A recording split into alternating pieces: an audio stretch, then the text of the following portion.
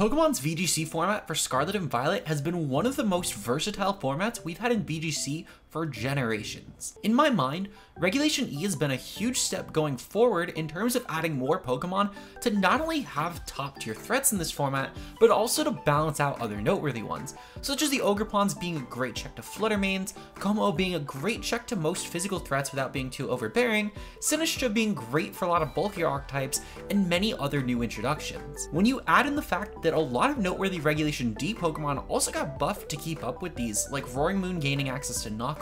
and Grassy Glide Rillaboom making a return to VGC, we finally have a lot of options that can not only contend with, but maybe even seal the top spot in usage from our previous two top tier contenders being Iron Hands and Fluttermane. With the Toronto regionals approaching very shortly, I want to make it my goal to day 2 another regional, but with the format having so many options, I'm not exactly sure what the best call is this time around. With just a few weeks to prepare and so many noteworthy things to handle, how do you make a team with just 6 Pokemon that's going to be able to handle everything in the format? I tried several different Tailwind teams in my testing that didn't really end up holding up, and despite the fact the teams were good, I had one single train of thought. Going to most ladder games, I felt like Torn proved to be very dead weight in a lot of games, and I think in hindsight, this was strictly because of how I played them on rather than Torn itself having fallen off, because Torn still did phenomenal at Toronto and overall was on a lot of teams I was losing to. I think the greater issue is that I personally, with how I was playing the teams, was not getting a lot of value out of Torn, no matter what Pokemon I threw on as partners. This ended up hurting my offense quite a bit, because on the team that I featured for these testing games, I typically was going with a lot more aggressive creeps on Fluttermane because of the fact that I valued the damage output much more, which meant that if I couldn't get my Tailwind up, I was always going into games at a significant disadvantage here. I decided that I ultimately needed to completely scrap Tailwind, since I wasn't able to bring Torn to games comfortably, and it was hurting me not bringing Tailwind as a whole. The only problem is, with only a couple weeks left before Toronto, I now need to learn an entirely new playstyle, and since I've only been playing Tailwind well all generation, that means that I need to learn something completely from scratch in order to stand a chance in this current format. If you're also looking for ideas of what to run in Regulation E though, make sure you guys consider hitting the subscribe button with notifications on. I'll be bringing you guys some more discussion videos on my thoughts on the current format, as well as what's actually good in VGC and other general conceptual videos, in order to help you guys figure out what you would like to run, as well as what just would be good in the format. Now, while I don't typically recommend doing this if you're trying to solve the metagame, one of the things that I ended up doing that I found pretty helpful was taking to Twitter as a use of inspiration. And after a couple hours, I ended up actually finding something very cool. There was a video that Cloverbells had actually recently uploaded where they had featured a Tera Dragon Volcarona on an Alolan Ninetales team. Now, Tera Dragon actually has been a fairly strong call in Regulation E due to its matchup in both Ogerpon Hearthflame and Ogerpon Wellspring, as it's the only type in the game that can actually wall out both the Grass Stab as well as the secondary types of Fire and Water. This meant Volcarona could easily set up against 2 of the best physical threats in the metagame, while its typing with Tera Dragon would also match up well into Urshifu Rapid, and pre-Tera it can handle threats like Rillaboom, Qianpao, and many other physical staples. Even though Fluttermane is currently still one of the top Pokemon as of the time of recording this video, I felt like Tera Dragon was still a fine call, since between the Aurora Veil and a single Quiver Dance, I was usually able to very confidently sponge up Tera Fairy Dazzling Gleams from Fluttermane, even if it was running a choice specs. I also noticed when testing this composition that Fluttermane and other Pokemon that should have matched up on Volcarona actually completely disregarded it, and ultimately I was able to get up several Quiver Dances and snowball past opponents. I think a lot of people focused hard on Pokemon like King Gambit and Iron Hands, which were a lot more proven threats in Regulation E, meaning that Volcarona was a really good secret weapon that most people were just not going to handle. And with that in mind, I had a very basic idea of what I was going to run at Toronto. Having tested with the Cloverbells team, I knew immediately that Volcarona, Ogerpon Wellspring, and Alolan Ninetales were for sure going to make my Toronto run. While I tried several other Pokemon on this team, these 3 always proved to be a really functional core, and I think it was a really strong starting point for my team. Cloverbell's team rounded this out with a Scarflander Asterion, Assault Vest Iron Hands, and a Swords Dance Black Glasses King Gambit. And these were all actually fairly strong partners, however, I personally don't think I was playing these right. One of the worst matchups that I was fighting in particular, that's going to become a theme with a lot of the teams I tested, was Tera Dragon Dondozo on teams with Glimora and Alolan Ninetales. Starting off with what actually worked very well on this team, let's break down the star of the show, being our Tera Dragon Volcarona. Now, Volcarona is the only Pokemon on the entire team that I changed absolutely nothing about, since this spread actually worked out really well, and I couldn't see myself coming up with a better Volcarona in just a couple weeks. This spread creeps any sort of timid Fluttermane that would be creeping either Roaring Moon or Jolly Dondozo once we get our +1 boost. Now this is a very noteworthy creep because this is probably one of the fastest relevant creeps in the format, besides just going with the max spread overall, and I valued a lot more of the bulk on Volcarona rather than the speed here. So I felt like this was the most essential creep that I needed to go for, since anything else would just be 252, and those were typically skewing less common besides Qianpao, but I'll get into why that doesn't matter in a bit. While technically speaking, Fluttermane and Qianpao could both hit between 194 and 204 for their speed stat and still outpace me anyway, these weren't really common, and there's no real metagame presence that actually forces this, so I feel like this is a good indication of either their max or they're going to be slower than me. From here, Volcarona dumps 252 into HP in order to have the best general bulk as possible, with 148 into our physical defense and 4 into our special defense. This allows us a really bulky Volcarona that behind Aurora Veil should be able to confidently take on most opponents. Now you might be wondering why I put the 148 into physical defense instead of special defense. And this just comes down to the fact that Volcarona is going to be setting up its special defense anyway thanks to Quiver Dance, and its physical defense is already the weaker one, and I think it's more important to try and help with this slight weakness in physical defense than trying to make our special defense even better. And with the remaining 36 special attack and a modest nature, this is the most investment that we need with Volcarona in order to hit a stat bump of 2 in our special attack, which essentially means that we gain 2 EVs with 36 as opposed to the 1 that we would gain most of the time investing another 8 into our spread. Some Pokemon that I'll definitely need to watch out for with Volcarona are going to be Heatran and Dondozo, which are the only 2 responses to Volcarona that actually felt consistent.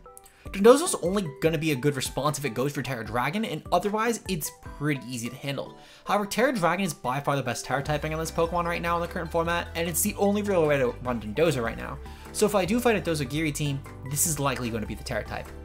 Meanwhile, Heatran, despite being a technical response to Volcarona, is actually really easy for Volcarona to 1v1, since if it's Life Orb, Heatran will have no form of recovery and it'll damage itself very quickly. If it's Assault Vest, it has no form of recovery, and despite being a lot bulkier and harder to KO, the only way it beats me is with critical hits, and the leftover spreads, despite having a lot more passive recovery, will typically just get beaten anyway, since any Protect turn is a free Quiver Dance for me, or even just a free turn to burn through unnecessary PP.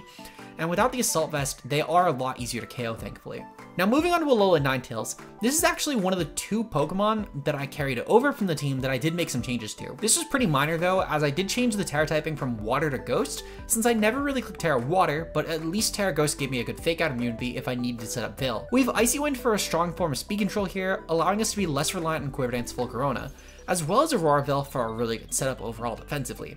From here, Moonblast gave me a really strong Fairy Stab that could end up dealing a lot of damage to opponents, and it would help a lot with the random Tera Dragon Pokemon that would otherwise wall out Volcarona, while still just being a harder move to hit damage-wise than Freeze Dry. Now, I did go with Protect as my last move, but I didn't really see myself clicking it that much because Alola Ninetales' goal was typically to die. Though despite this, I had to get enough bulk in here to guarantee setup. So I went with 252 HP as there's a really good general bulk tier, and 52 Phys Def, as a lot of the meta currently is skewing physically, and I felt like this would be more important to try and boost the physical defense boost that the snow would provide. Now, one major change I did make to the EV spread, despite seeming a little bit minor at first, was in my opinion very important, as I did take 12 out of special defense here in order to move it to my speed, which mainly matters for creeping Chiyu that would otherwise be outpacing us, as well as any Pokemon that would specifically be hitting that benchmark.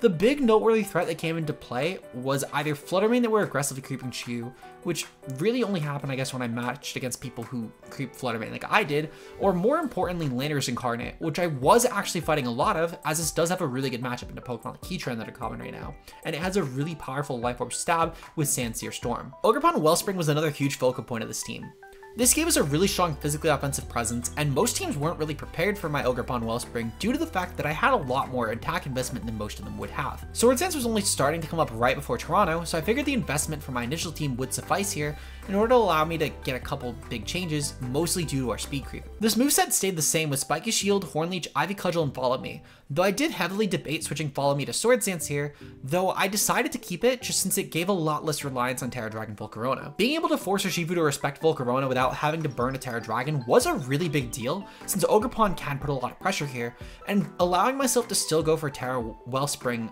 was a really big benefit to this team. With our EV spread, we'll start off with the 156 attack, since with the Adamant nature, this gets us the same stat bump that we did hit with Volcarona, where we get 2 points in our attack for the 8 EVs instead of just a single point. From here, I changed the bulk a little bit, since with 172 speed on the Cloverbell's team, we actually tied with Modest Chiyu, which I felt like was a very relevant creep, since if I was was ever to drop speed, or if we just fought a modest specs to you, I wanted to make sure I guarantee outpace that. I put 180 EVs into our Ogerpon's speed in order to guarantee outpace this, since there wasn't really anything else relevant. From here, I took 164 EVs to put them into HP, and then I put 4 EVs into each of our defenses, since this gave us points in 3 different bulk stats instead of just the single HP that I could have maybe been getting with 172. This might feel like a little bit of an unnecessary investment, but trying to boost multiple stats instead of just a single one can definitely be a big factor, and I noticed that with Ogerpon this was a really huge deal since I was just taking a lot of hits on a single health point that I might not have taken otherwise. This Ogerpon was really good at handling a lot of threats like Adamant Landorus, Adamant Urshifu, and really anything else that wasn't running a plus speed nature at that 90 to 100 mark. While these 3 managed to find their way onto every version of the team I ran, there were definitely a lot of issues I ran with most other variations. For one,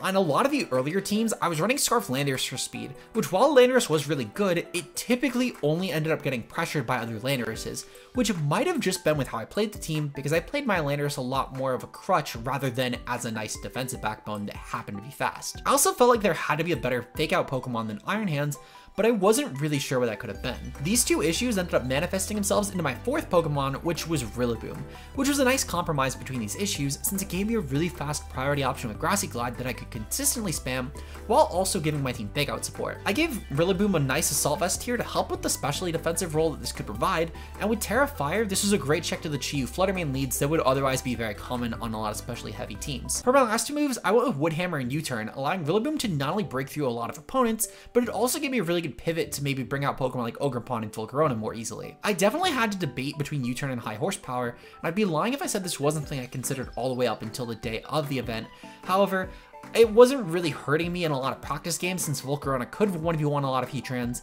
but I'd be lying if I said I didn't ultimately end up regretting this choice at the regional, but I'll get into that a little bit later. For my EV spread, I ran 236 attack with an Adamant Nature, which might seem a little bit unconventional for Rillaboom, especially on an Assault Vest set. However, this was really important for killing Blood Boon Ursaluna, which was very common at the time of practice. This was meant to OHKO all the way up to 252 HP and 100 physical defense, which while this wasn't the most common variation of Ursaluna, it was the bulkiest physically, and I needed to make sure I took this Pokemon out because it was very quickly able to shatter my team with the weakness policy spreads. From here, I threw in 108 into my speed, which was allowing me to creep any sort of realistic Heatrans that I was fighting in ladder, and with 156 into my HP as well as 4 into both my defenses, this meant that my Rillaboom was also a fairly bulky one that could generally just take a lot of hits. I didn't really have a better calc that was specifically tailored to take things like specific special threats with my Assault Vest, since those typically had a lot more bulk EVs to work with, so I decided just going for the HP investment here instead worked out fairly well, and I didn't really notice it hurt me at all. I mentioned that we had a lot of issues with Blood Moon Ursaluna and Dusclops, and this was specifically a particular team that was popping up a lot at regionals that also featured Pokemon like Chi-Yu, Iron Hands, Ogerpon, Wellspring, and Cresselia typically. If not Cresselia, then really just any other 6 Pokemon here. I needed to make sure I had a strong out to these, and there was a Pokemon that actually fixed both the Trick Room issue, but also a lot of the faster teams that relied heavily on priority, being Farigiraf. Now, Farigiraf was by far the most controversial piece of this team, and when I showed this team to anyone, they always questioned why I had it, because it felt kind of out of place, though it did serve a very important purpose. Now, I'd be lying if I said I came up with Farigiraf myself, and this is definitely heavily inspired by my good pal Clutch Sometimes, who helped me with a lot of the team overall, especially with this version of it. So massive shoutouts to Clutch, because I would have never came up with this on my own. Clutch had mentioned going with a spread that consisted of Imprison, Psychic, Dazzling Gleam, and Trick Room, since this could take advantage of a lot of opposing Trick Room mons, while also stopping things like Dazzling Gleam, Fluttermane that would typically be the choice lock against my team. Farigiraf was also able to handle a lot of common leads like Pow Knight, for example, or Rillaboom and Qianpao that were able to otherwise put up a lot of pressure on my team. And with the Tera Fairy, this meant that I had a complete wall of things like Outrage Dragonite that would otherwise completely one-shot me. With my EV spread, I was able to take on things like Urshifu Rapid next to Qianpao itself, any Dragonite hit that wasn't going to be going for Outrage, and many other really strong physical threats in the tier. Really, unless it was Banded Outrage Dragonite next to Qianpao, Urshifu Single Strike, or Attack Boosting Roaring Moon, I was able to very confidently take on these hits without having to burn my Tera, and my Tera Fairy meant that I handled all 3 of them with ease. I went with 196 HP and 212 defense with a bold nature, as this was the most efficient way to do this. And with my 76 special attack, this just meant that I had the most damage possible, while I put 20 more into my special defense, since this did allow me to take on modest Life Orb Armors, going for Armor Cannon 100% of the time. Meaning that essentially, my Farigiraf was always meant to take on any sort of opponent's single Pokemon, and they always had to either deal with me with 2 separate Pokemon at once, or they had to correctly predict if I was going to go for Tera or not. and ultimately, this proved to be a nightmare for a lot of opponents, and it was the reason I won a lot of games on lead that I brought for Graph to. My 6th Pokemon, I had a lot of deliberation between different things, and I'd be lying if I said that before the regional, I actually felt like this was a very good choice. However, after the event itself, I feel very confident that my 6th Pokemon, Fluttermane, was the right mon. Now, I'd be lying if I said that I thought my particular Fluttermane was a good spread, and if you're looking to copy this for a Fluttermane on your team, I do not recommend doing so, because this was filled for a very specific niche for a specific instance of what my team is weak to, being Tera, Dragon, and Dozo. Now, I mentioned this was an easy auto-lose matchup for my team going into a lot of other matchups, but Fluttermane in particular was probably one of the best Pokemon I could add here besides maybe Iron Bundle, but Iron Bundle just didn't feel as good due to the fact that my team felt very support-heavy running it. With Fluttermane in particular, I had to go with the Timid spread because I found out that a lot of the Veil teams were running Jolly Dondozo and I could not outpace it otherwise. With my Fluttermane, I ended up going with the Choice Spec set that ran Tera Fairy in order to deal as much damage as possible,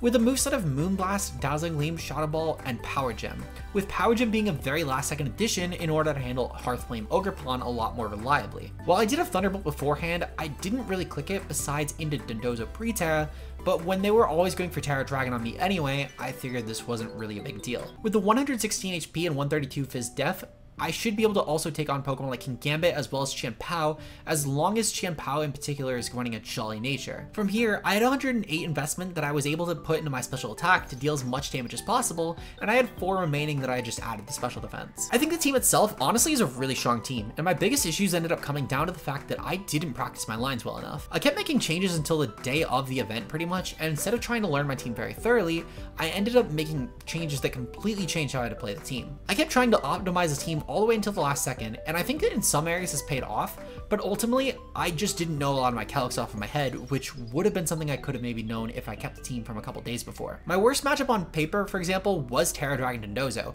and I spent a lot of time going over why that was an issue with my team in most of the sections of this video, and I played against it a lot on the ladder. However, I never even saw someone playing Tera Dragon Dondozo the entire regional, and I never once fought it myself either. So this clearly wasn't as much of an issue as I was making it out to be, despite it being the second most common team I fought on the ladder, with the most common team being the Dusclops Ursaluna Blood Moon. Looking at the team itself after the fact though, I think there are only 2 changes that I would still make, despite the fact that I just went over how much I wish I didn't change the team. Being that I would probably give Ogremon Wellspring Swords Dance over Follow Me, and Rillaboom High Horsepower U-Turn. High Horsepower Rillaboom would have actually forced Heatran to Tera, which would have been great for a lot of my game plans. Since if they didn't Tera, I was typically outpacing a lot of Heatran anyway, and I could completely one-shot them before Volcarona would have to deal with the 1v1 scenario. Meanwhile, I think with Swords Dance Ogerpon, this was going to be able to take advantage of Aurora Veil a lot easier than I was doing already with Ogerpon, and despite it still dealing a lot of damage, I could have handled a lot of